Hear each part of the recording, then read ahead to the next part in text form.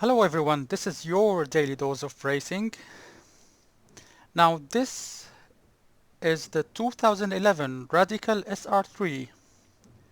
I chose it not because of the quirks and features, but only to give you something to watch while being chauffeured along the Temple of Speed, aka Monza.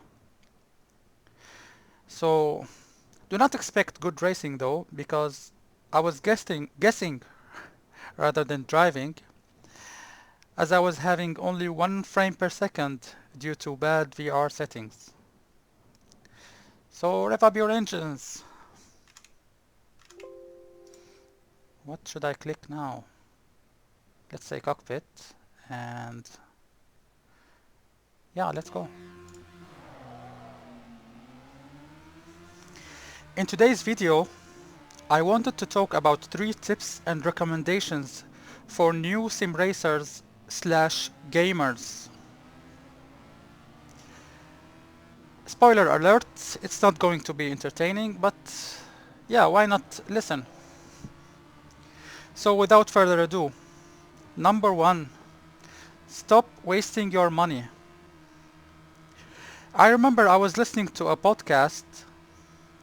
A young guy said he drove driving sims using a gamepad because he cannot afford a $100 second-hand wheel.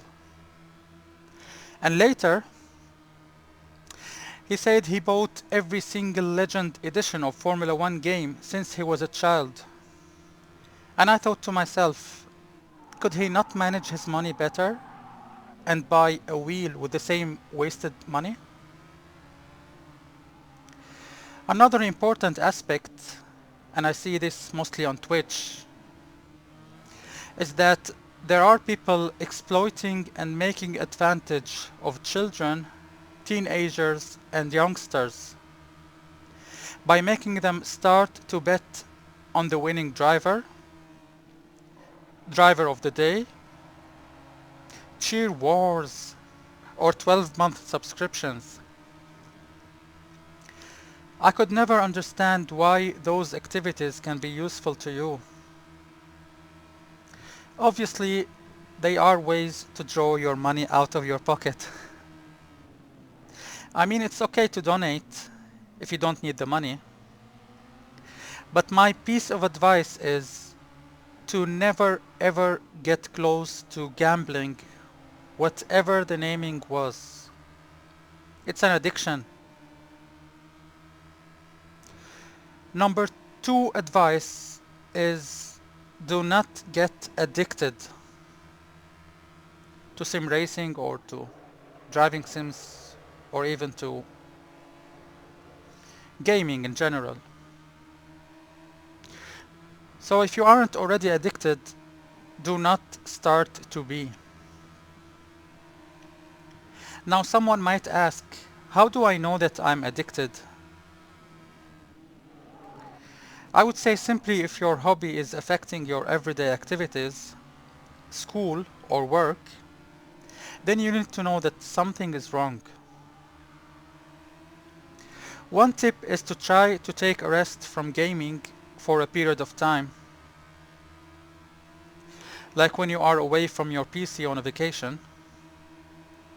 If you enjoyed your life normally, without gaming, then it is okay to go back to your hobby.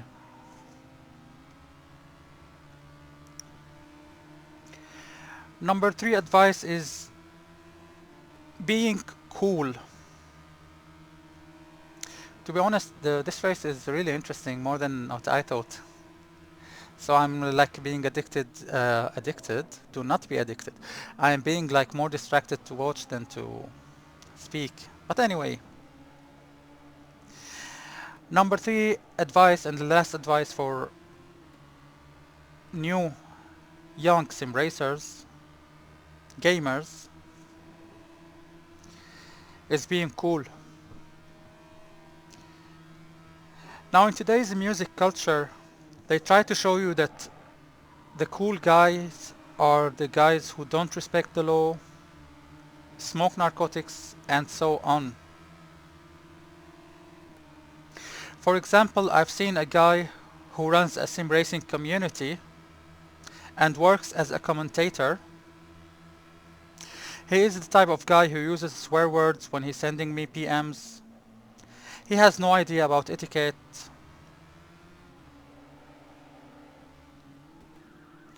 This guy ran a Project Cars 2 sim racing league that some famous YouTubers were participating in. I caught this guy lying to preserve spots for those who tip him more money. The league was supposed to be public. I think this is cheating. I caught this guy manipulating the points and results, and this is also proven by videos. Ironically, or maybe mistaking or something, ironically many youngsters follow him and possibly think that he's a role model. He's really popular. Popular. On the other hand, I can show you other sim racing communities I've experienced where people and organizers respect each other, help each other, and as a result have a lot of fun. I think that in Western societies there is an unwritten agreement that everyone will behave, everyone will be honest. This is what makes a man or a woman cool and not the opposite.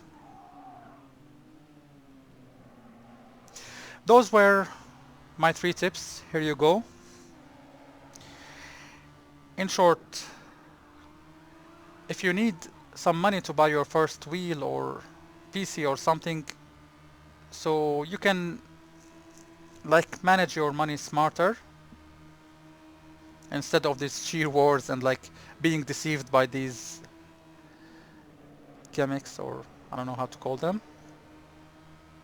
Number 2, that if you are not yet addicted, so it's good to think about doing everything in moderate. Here I am not 100% outside of the track, but he was the guy who was overtaking me was 100% outside, 4 wheels outside of the white lines. Yeah, I can show you guys. It's now we are jumping from one topic to one topic, but only to finishing to fi only to finish the subject I was talking about. So manage your money. Do not get addicted if you are not yet. And number 3 is being cool is only about being honest and respected rather than swear words, rather than those bad or not good things. So yeah, you guys need to know the way. Thanks for listening and good luck for everyone. But at the same time, we still have some time in this race. I will try to, because anyway, I was going to watch my replay. I'm curious to watch all my replays, so I think why not record and talk at the same time. I won't waste any more time. So I might watch with you guys if you are interested to watch the race, and might we can also have some talk about this race. So for example, this is important here. Uh, it's allowed to be 2 wheels of track, okay, as long as your other 2 wheels are not exceeding the white lines or the curbs. Curbs, by the way, are part of the track. So as long as your 2 wheels are not off track, it's okay to have the other 2 wheels of track. And as I said, like the white line and the curbs are part of the track. It's not a big deal, but you cannot be like 100% outside. Let's watch what happens, because I remember I punted this guy and also I apologized to him and I told him that please you can report the incident and I will accept the penalty, and I took a penalty. Let's watch.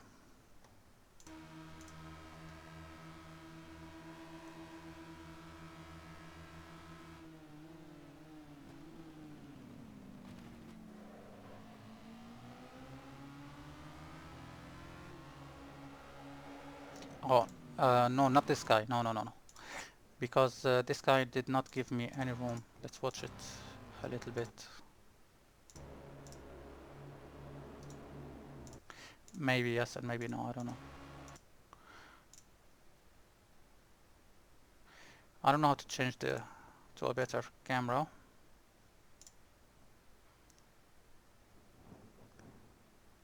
I don't know how to move it like this to know if my body work is stuck to him or to his or not. Okay, anyway, don't worry. But maybe he didn't leave me room and I got stuck to him there. So how can I? Let's go to his camera. I don't wanna. Okay, so here, obviously I did not have any room. Uh, anyway, let's go on.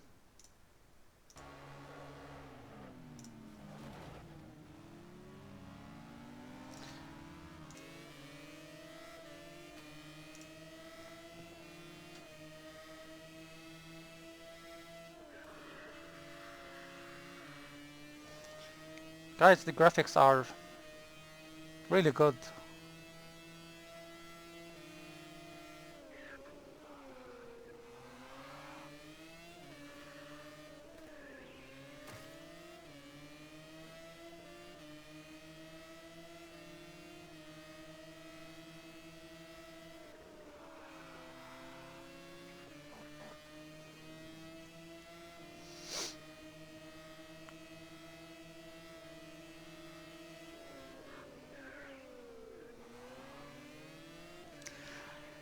Guys, I don't know if the VR like worth the hassle or not.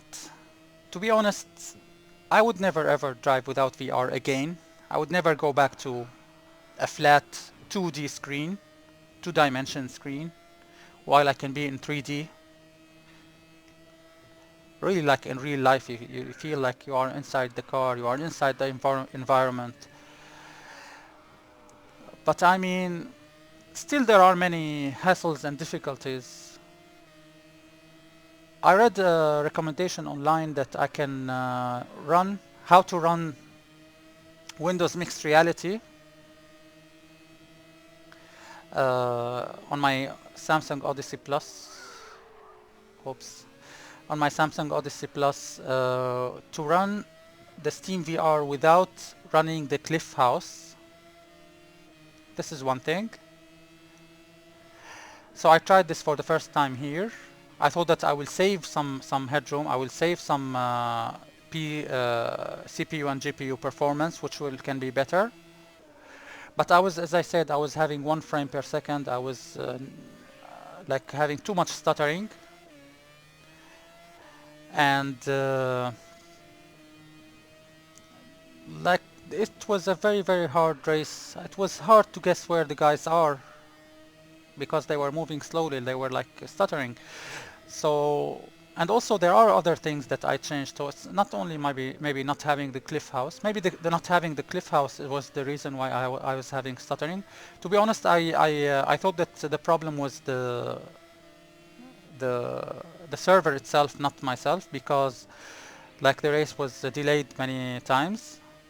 So I thought that everyone was having problems. So this is why I carried on racing.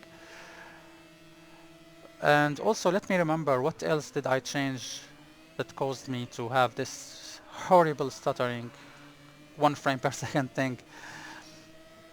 I remember that maybe I like raised the anti-aliasing to the max, maybe I don't know, 16x or something. I don't remember, trilinear, I don't remember what. And also I raised the super sampling to 150 or something. Shift. This was the guy that I apologized to, but yeah, he carried on without any problem, but I I came off worse. Anyway, uh, yeah. So back to the subject. Nothing is still like plug and play. You have to fiddle around too much, and you have to be an expert with technology. So I don't know. Difficulties all the way. And like no one can tell you like a one simple solution, because the problem is that you have to learn, you have to read, you have to know what settings are best exactly for your setup and like these things. You cannot click one thing or install one application to do all the job for you. Let's go faster.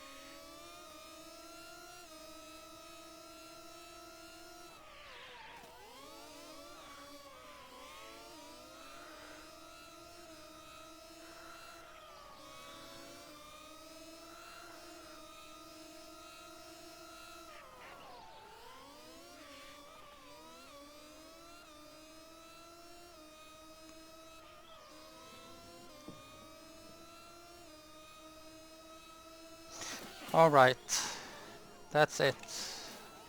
Thanks for listening.